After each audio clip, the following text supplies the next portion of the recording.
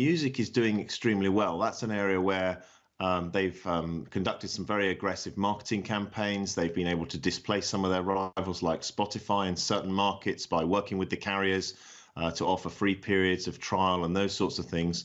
TV's harder, and you would have seen some of the mega deals, for example, Amazon working with MGM, and some of the other huge investments by companies like Netflix in original content. Apple aren't giving up there. They've had some big shows which they have pushed out through their own channels, but certainly I'd say music is the winner right now, and TV, the jury's probably still out. Bennett, can I ask you about some of the competition here? Because there was an announcement yesterday that stood out to me. This was the upgrades to the iMessage system, so you can share photos a little bit easier on that platform, but also upgrades to FaceTime to improve the sound quality. What jumped out to me about that was that it looked like a competitive threat to Facebook, to its WhatsApp popular platform that has been rolled out. And we know there's been a war of words between Zuckerberg and Cook over privacy. Did you take that too as a challenge to Facebook?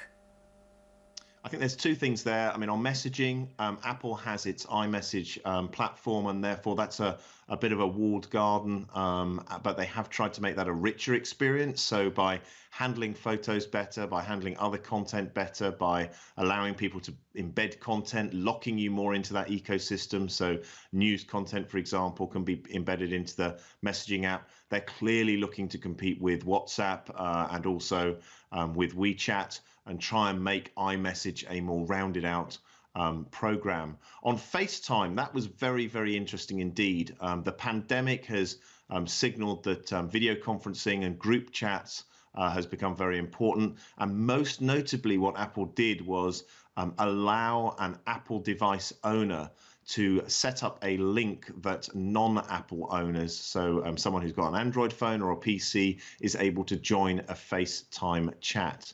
Now, that's not going to close the gap dramatically with Zoom or Microsoft's Teams, but at least it's an acknowledgement by Apple that they need to slightly open the door to their walled garden and allow people to at least have the opportunity to interact with an Apple video messaging platform.